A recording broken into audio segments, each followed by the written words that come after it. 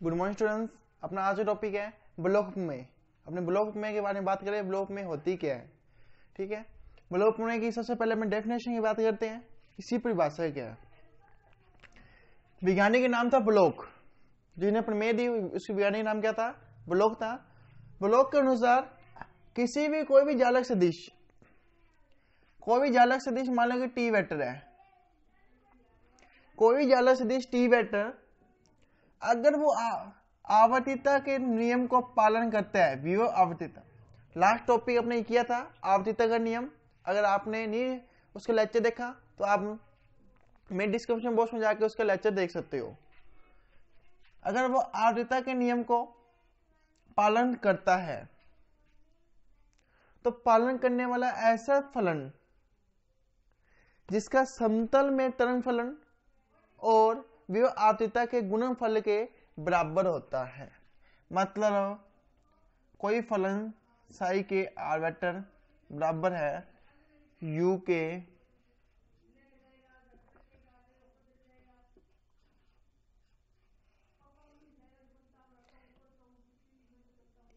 E iota are vector इस चीज के बराबर है, ई आइटा आर वेक्टर डॉट के वेक्टर के।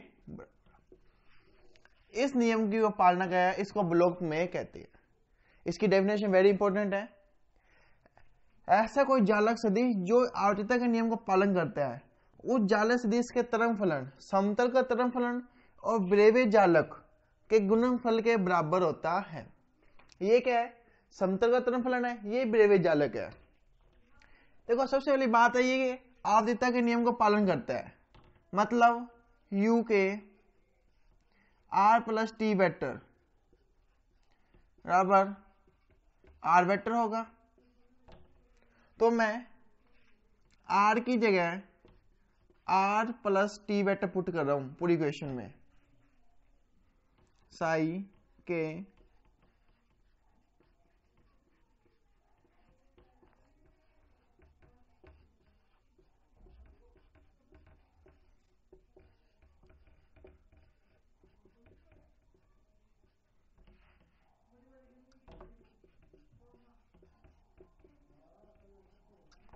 के वेक्टर है। इसको थोड़ा सोल्व करते हैं अपने क्वेश्चन को।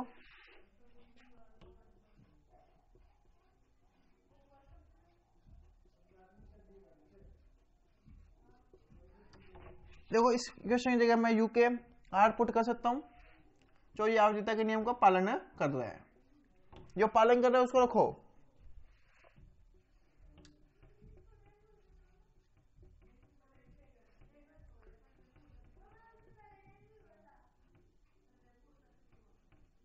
टी वेक्टर डॉट के वेक्टर है। इस पूरे को अपने साई के आर लिख सकते हैं।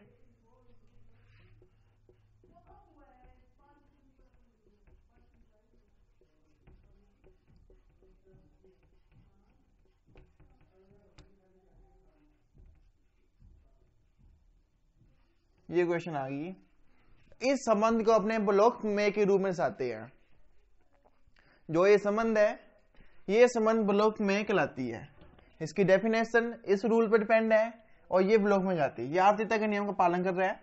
इसके साथ में अब देखो साई के आर जो तरंग फलन साई के हैं, इसका चयन इस प्रकार से किया जाता है कि इस अगर ब्लॉक में का रूल लागू करना है उस पर, तो साई के जो अपने पास है जो तरंग फलन है उसका चयन इस प्रकार से किया जाता है कि वो इस इक्वेशन को संतुष्ट करे।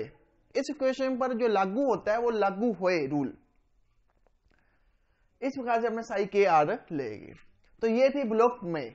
अब अपने से ब्लॉक में का डेरिवेशन करते हैं कि शुद्ध कैसे ये प्रूफ हुआ, कैसे ये संबंध आया। तो अपने इसका डेरिवेशन करते हैं। इसका डेरिवेशन हमें श्रोडिंगर समीकरण के द्वारा करेंगे।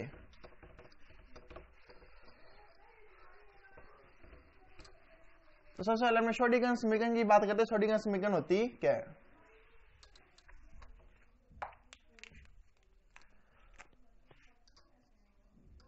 डी स्केयर साई अपॉन में डी एक्स के। ये मैं एक अक्ष पर ले रहा हूं, एक्स अक्ष पर श्रोडिंगर समीकरण ले रहा हूं, वाई पर अलग जेड पर अलग होती है।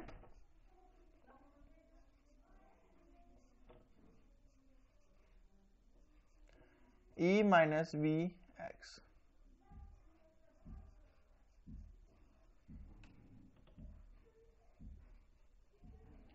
इस रूप में होती है, e minus V X psi x के रूप में होती है।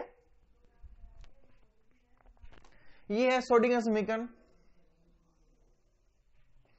अब देखो कोई इक्वेशन हम सोल्व करते हैं, अगर वो दो दांत की समीकरण है तो उसके कितने सॉल्यूशन आते हैं अपने पास? दो सॉल्यूशन आते हैं। अगर वो सिंगल की है तो सॉल्यूशन 1 आता है, अगर उसके 3 घात की है मतलब उसकी पावर 3 है तो सॉल्यूशन कितने आएंगे? 3। 2 पावर तो 2 सॉल्यूशन, 1 पावर तो 1 सॉल्यूशन। इसी 2 पावर की है तो उसके 2 सॉल्यूशन आएंगे। मैंने माना फर्स्ट सॉल्यूशन का माना इसका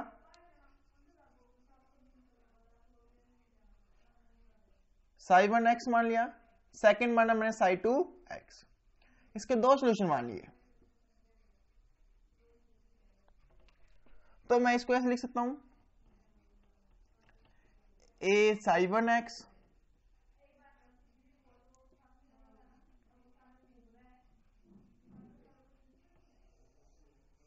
साई एक्स को मैं इस रूप में लिख सकता हूं, a psi 1 x b psi 2 x. अपने जानते ही आवर्तीयता के नियम का पालन करता है, मतलब psi x plus N A psi x के बराबर रहेगा।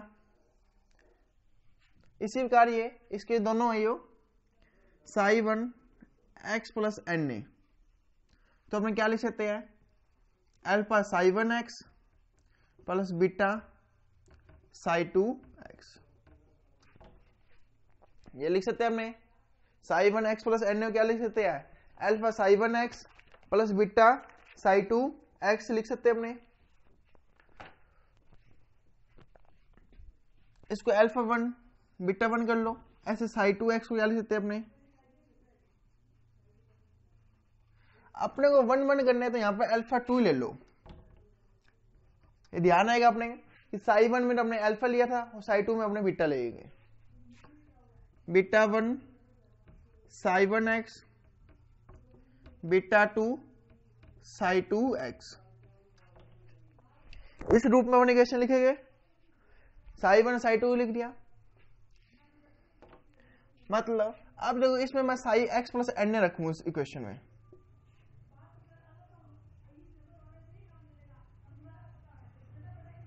ए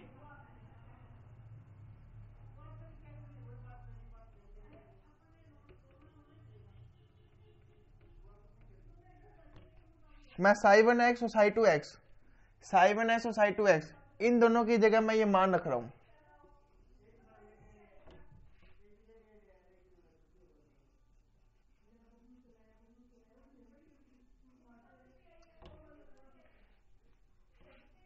अल्फा 1 अल्फा 2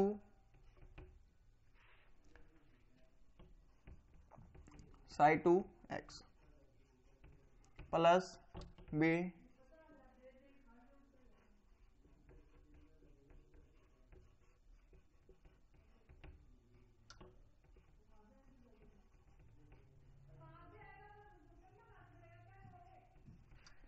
ए और बी आ गया।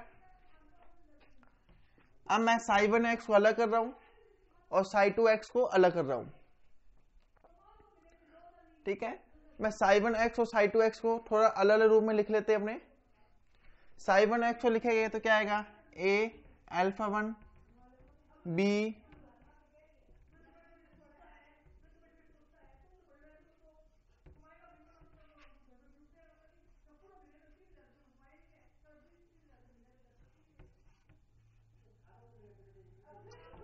ए alpha 2 plus b beta 2 psi 2 x, इस रूप में लिख लिया। अपने मान के चलते हैं कि ए अल्फा 1 प्लस बी बीटा 1 ये है, और फिर ए अल्फा 2 प्लस बी बीटा 2 इस रूप में है। तो अपने इसको क्या माने? मैंने अब आगे अपने इन दोनों को कुछ ना कुछ मान लेते हैं, वैल्यू मान लेते हैं इसकी। A alpha 1 plus b beta 1 lambda a मान लिया इसको, ए अल्फा 2 बी बीटा 2 इसको अपने ने लैम्डा बी मान लिया, इसको लैम्डा ए मान लिया, दूसरे वाले को लैम्डा बी मान लिया। ये वैल्यू पुट कर देते हैं यहां। तो lambda a psi 1x, lambda b psi 2x। Lambda common आया, a psi 1x, b psi 2x। ये क्वेश्चन आई अपने पास, a psi 1x, b psi 2x। इस क्वेश्चन को अपने ने 1 माना, इसको 2 माना, इसको 3 माना। अब मैं इन दोनों क्वेश्चन की बात कर रहा हूं जो अपने ने 1 और 2 माना था।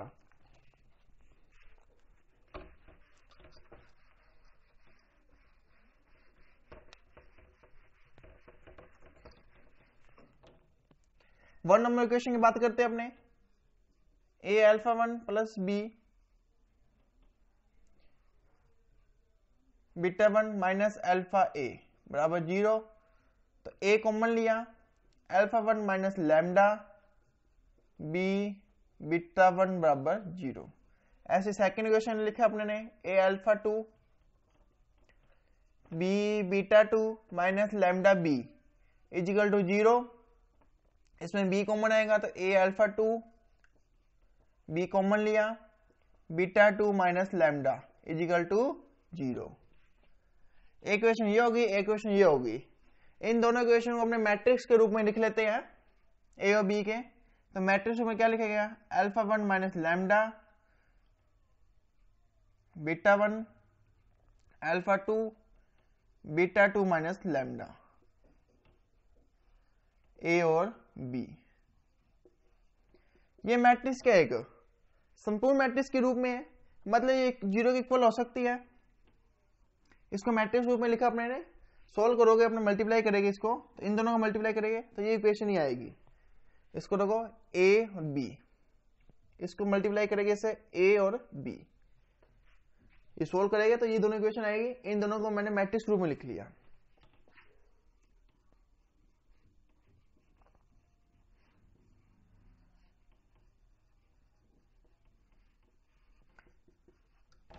इक्वल टू 0 के आगे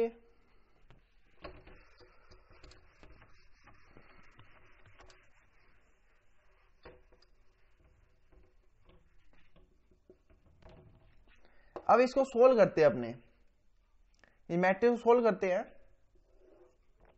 जो विस्तार करके मैट्रिक्स सोल्व करो, 2 बाई 2 मैट्रिक्स को अपने विस्तार करके सोल्व कर रहे हैं। तो alpha 1 minus lambda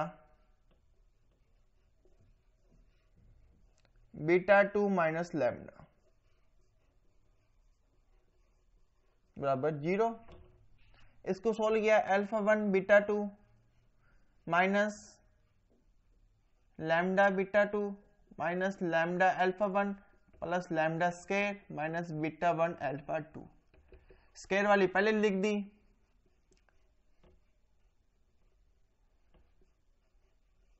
beta 2 plus alpha 1 और ये अपने आवाज लिख दी, beta 1 alpha 2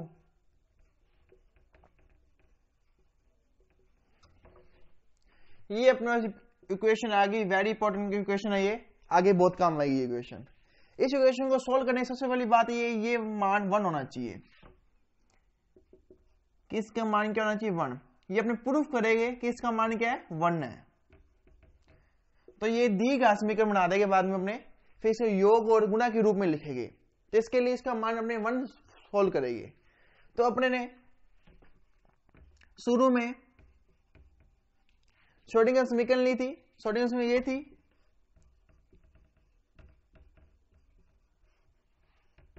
E minus V x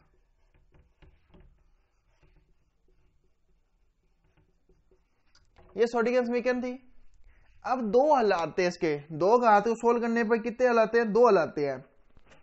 तो 2 घात को सोल्व कर 2 हल आते हैं।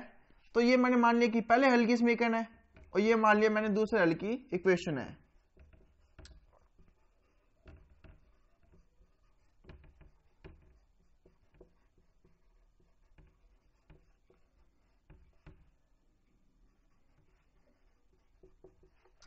अब मुझे इन दोनों इक्वेशन को सोल्व करना है। इस इक्वेशन को मैंने ए नंबर इक्वेशन मानी, इसको मैंने बी नंबर इक्वेशन माना। अब सोल्व करने को क्या कर रहा हूं मैं, इक्वेशन नंबर ए को मल्टीप्लाई कर रहा हूं मैं साइड टू एक्स से, फिर माइनस कर रहा हूं बी से मैं मल्टीप्लाई करके साई वन एक्स से। मतलब जो पहली इक्वेशन है ये वाली, इसको मैं साई टू एक्स से मल्टीप्लाई कर रहा हूं, इसको मैं साई वन एक्स से मल्टीप्लाई कर रहा हूं, और दोनों को मैं माइनस कर रहा हूं। तो देखते हैं क्या इक्वेशन बनती है अपनी।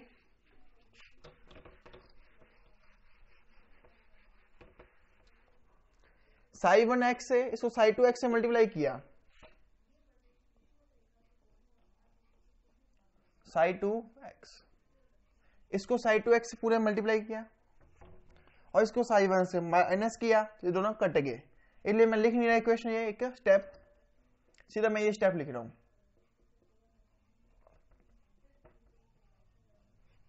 ये क्वेश्चन आ गया अपने पास, ये क्वेश्चन आ गई। इस इक्वेशन को देखो दो बार तो अपकलन हो रहा है इसमें, तो एक बार कुछ नहीं हो रहा, तो इसको किस प्रकार से लिखा जाए वो देखते हैं अपने। देखो अगर ये समीकरण ये होती Sai one x psi two dash x psi two x, अगर ये इक्वेशन होती इज इक्वल टू 0 है, इसका एक बार और करो अपने, इसका एक बार और करते हैं, तो साई वन एक्स का हो रही है, साई वन एक्स का होगा पहले, साई वन एक्स का साई डेक्स एक्स हो गया, साई टू कॉमन हुआ, फिर साई टू एक्स का किया, साई टू डबल एक्स हो गया, साई वन एक्स कॉमन आ गया, मतलब 2 आ गया, ऐसे इसका किया, फिर साई टू एक्स आया, फिर साई वन एक्स रह गया, फिर साई वन का किया तो माइनस तो आ गया। तो इस प्रकार से अपने इसको लिख सकते हैं। इसका अपने अवकलन करके देखेंगे तो यही आएगा, इसका दूसरी बार अवकलन करेंगे।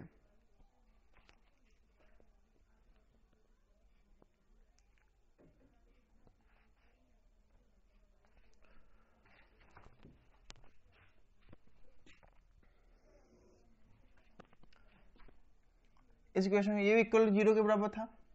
देखो इसको मैं सोल्व करके दिखाता हूं आपको। इसका एक बार अवकलन किया, साई वन एक्स का किया, psi one dash x psi two dash x रह गया, प्लस साई वन एक्स रह गया, psi two double dash x आ गया, ऐसी minus psi two x dash आ गया, साई वन एक्स रह गया, प्लस साई टू एक्स रह गया, psi one double dash x का हो गया, ये माइनस का Sai two dash Sai one x cut गया, ये प्लस माइनस आ गया।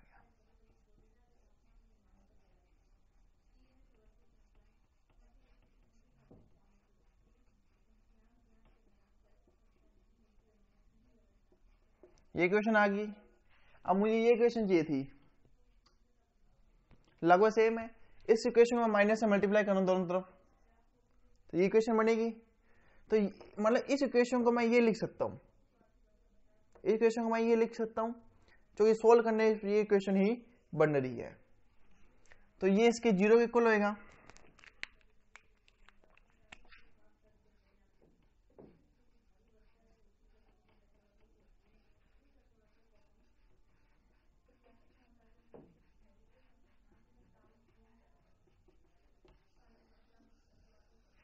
ये इक्वेशन आ गई होने, ये इसकी सिंगल घात का अवकलन की इक्वेशन आ गई।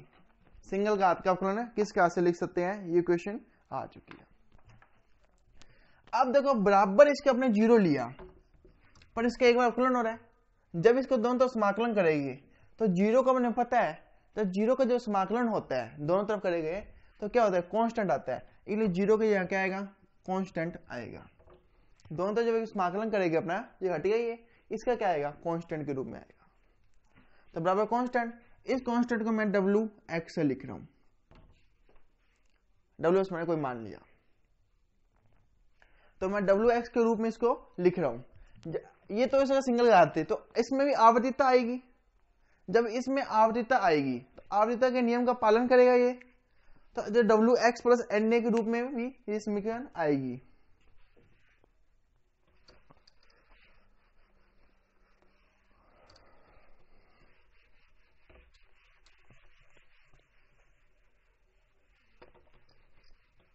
अपने ये क्वेश्चन चाहिए तो ये क्वेश्चन अपने रफ नहीं करेंगे, इस क्वेश्चन का कोई काम है अपना। तो इसको मैं अवचित्र के रूप में लिख रहा हूं, x plus N A psi 2 dash x plus N A minus psi 2 x plus N A psi 1 dash x plus N A. इतने रूप में ये लिखा गया। साथ में इसके जो मतलब डबल रूप में लिखा गया है, तो साथ में बराबर में देखो क्या आएगा इसके,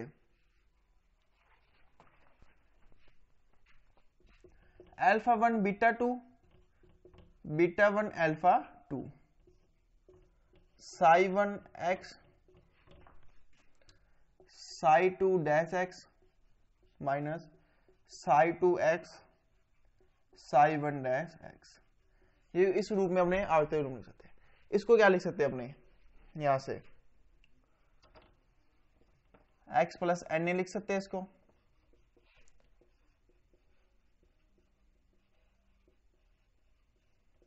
साथ में ये क्या है, ये डब्ल्यू एक्स है इस क्वेश्चन से। देखो ये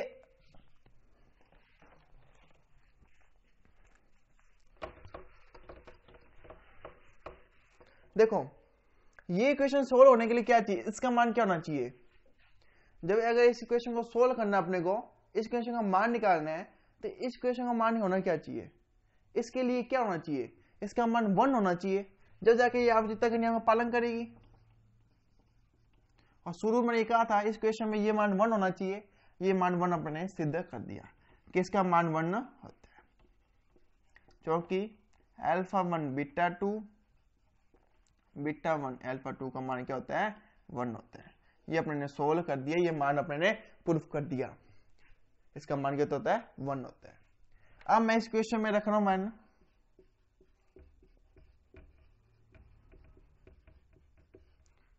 प्लस 1 इक्वल टू 0। दो मूल है, लैम्डा 1 लैम्डा 2 मान लो, दोनों का प्लस क्या होगा, बीच वाले जोड़ के बराबर होते हैं, और दोनों का मल्टीप्लाई क्या होता है, एक के इक्वल होगा। ये इक्वेशन आ गई। दोनों मूल्यों का योग, दो मूल मान लिए, दो घातीय समीकरण है तो दो मूल आएंगे, तो दोनों मूल्यों का योग बीच वाले बराबर होता है और गुणनफल कांस्टेंट के बराबर होता है। तो हमने लिख दिया बी पॉइंट ए और सी पॉइंट ए का मान कितना 1 है, सी का मान कितना है 1 है। तो ये अपने ने लिख दिया अपने ने।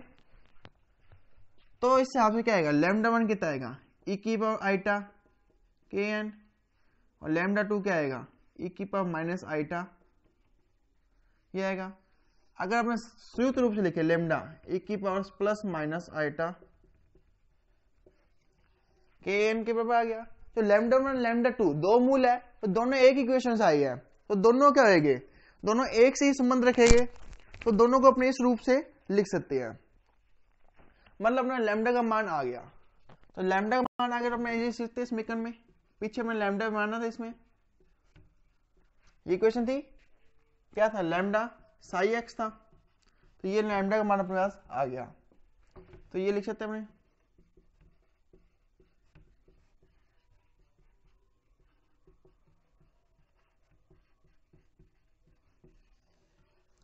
ये अपने ने इसका मान पुट कर दिया। ये इक्वेशन शुरू मानी थी अपने ने, जब ये मैट्रिक्स बनाई थी, मैट्रिक्स बनाने पर टाइम ये इक्वेशन आई थी अपने पास, उस इक्वेशन के रूप में हमने ये लिख के ये अपने ने सोल्व कर दिया। अगर इसको वेक्टर रूप में लिखे, अपने सदिश रूप में लिखे, तो देखो सदिश रूप में क्या बनेगा इसका, इसको मैं सदिश रूप में लिख रहा हूं, इसका सदिश रूप क्या बनेगा, देखो साई ई की पावर आइटा के vector dot are vector psi R, ये बनेगा। और यही ब्लॉक में थी, शुरू में अपने इसी ब्लॉक में के बारे में बात कर रहे थे कि साथ में इसको कांस्टेंट के रूप में आता है, आर नहीं है, के डॉट एन आ जाएगा, एन ने लिया तो एन आ जाएगा, के वेक्टर डॉट एन आ जाएगा, तो कांस्टेंट रूप में होता है, साथ में कांस्टेंट रूप में आ गया। ये ब्लॉक में थी, ये अपनी प्रूफ होगी। तो ये ब्लॉक में अपने ने श्रोडिंगर समीकरण की सहायता प्रूफ करी है। अगर आपको डाउट है तो मुझे कमेंट करके पूछ सकते हो, अपना आज का टॉपिक यहीं समाप्त होता है। ठीक है, हमारे चैनल को सब्सक्राइब करना, वीडियो को लाइक और शेयर जरूर करना। Thank you.